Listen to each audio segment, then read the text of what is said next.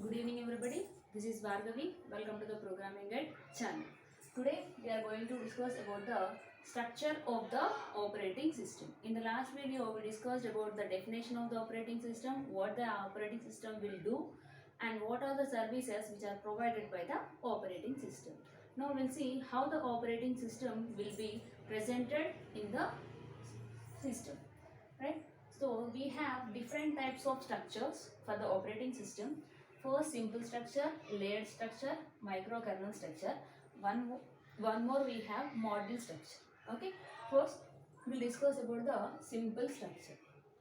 So in this simple structure, so it is like a application programs, resident system programs, MS-DOS device drivers, BIOS device drivers. Now your application program will interact with the resident system programs.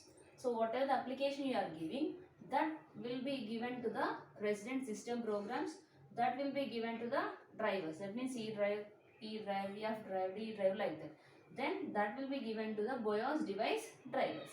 So this will happen internally when you give a process to the operating system. But this is a simple structure. While looking, it is looking like a simple. So one after the other, results also return back in the same way.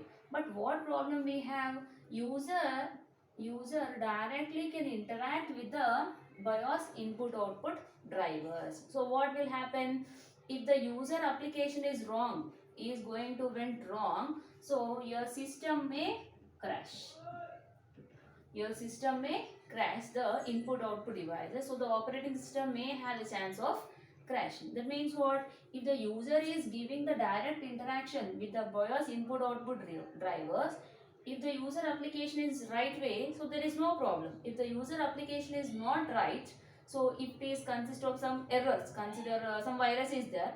So what will happen? This user directly interacting with the device driver, so there may be a crash. So this is not suitable for right applications.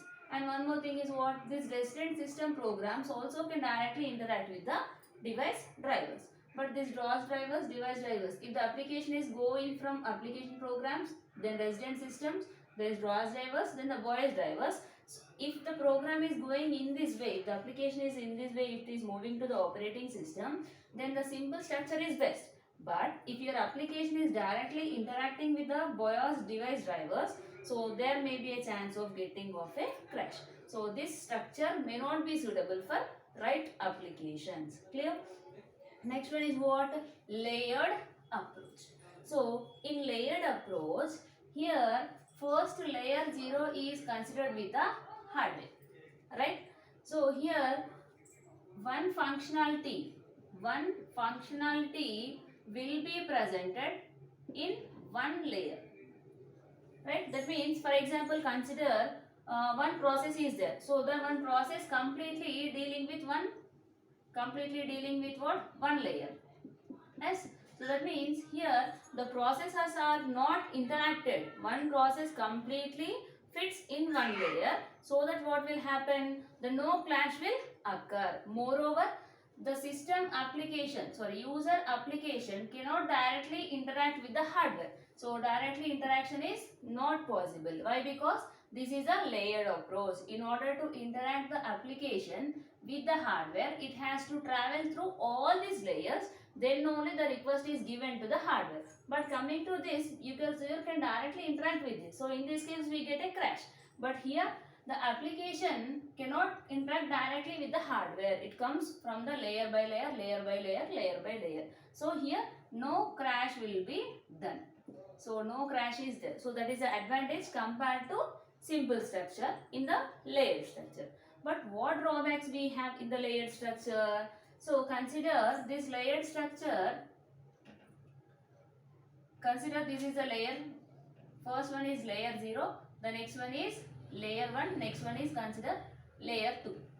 So these layers 1, 0, 1, layer 2, layer 3. In this layer structure, the layer 1 can communicate with the layer 2 and can communicate with the layer 0 only. That means a layer is presented that will communicate with the previous layer and the next layer. For example, if the layer 1 want to communicate with the layer n, so that is not possible in this. So that is a problem of layered approach. So one positivity is what? Application. That means user cannot directly interact with the hardware. So there will be no crash. User has to travel through all the layers. Right? One more drawback is what? The layer 2 will interact with layer then layer 1. So whatever the layer 0 is doing, that is not understood by layer 2. Why? Because there is no communication between each and every layer. A layer can communicate with the previous layer and this layer. That means side by side layers only can interact with each other. Consider we have a memory management. We have memory concept. So memory is one layer. So it interacts with the secondary memory and it can interact with the main memory only. If I am giving some hardware here, so this memory cannot directly interact with the hardware, but it can interact with the secondary memory and with the main memory layers only. So that means one complete thing will be presented in one layer, but that layer will interact with the above layer and with the below layer only. So the all layers are should not interact with each other. So that is the layered approach. Now come back to the microkernel approach. So in this microkernel approach, what we do, instead of putting all the tasks into one kernel, what we do in microkernel, micro is nothing but what? Minimizing. What is the thing? Minimizing the kernel task. What we are doing? We are minimizing the kernel task. That means what? This microkernel will perform only major functionalities such as basic input output, that means IPS, scheduling, virtual memory and so on. Some only few topics will be handled by the microkernel. Here if the application want to interact with the device drivers or file servers or Unix, they can pass the information through IPC, inter-process communication. So user one application is one process, the device driver is one process. So they can communicate directly without interacting with the microkernel.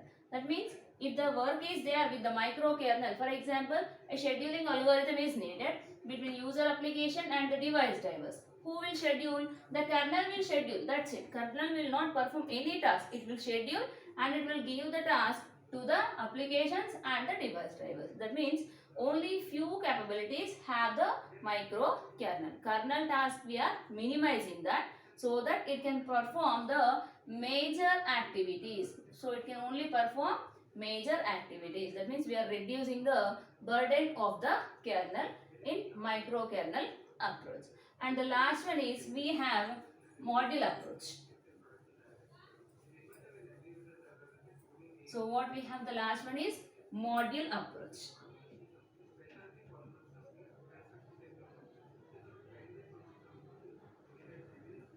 So in the module approach, we have different types of modules. That means what? Each and every module will be connected to core kernel. So this core kernel is one thing. So this will be connected to this. This will be connected to this. This will be connected to this.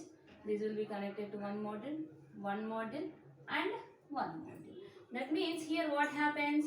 Kernel is having some different kinds of modules like device drivers, registers, main memory, virtual memory. So we have different modules. Consider I want to interact. This is the main memory. This is the secondary memory.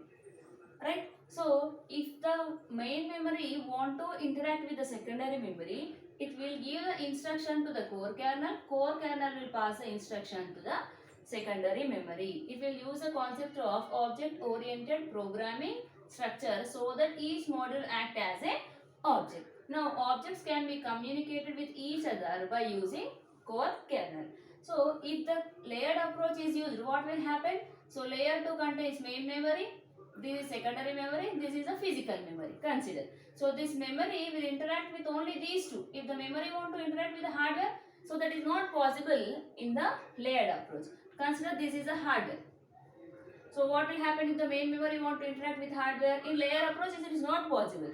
If the main memory want to interact with the layered approach, it has to given to the physical memory. Physical memory will give to the layered approach. But here in the module approach, main memory will give the instruction to the core kernel. Core kernel will give the instruction to the hardware. That means each and every module can interact in the module approach, whereas in the layered approach, side by side layers only can interact each other.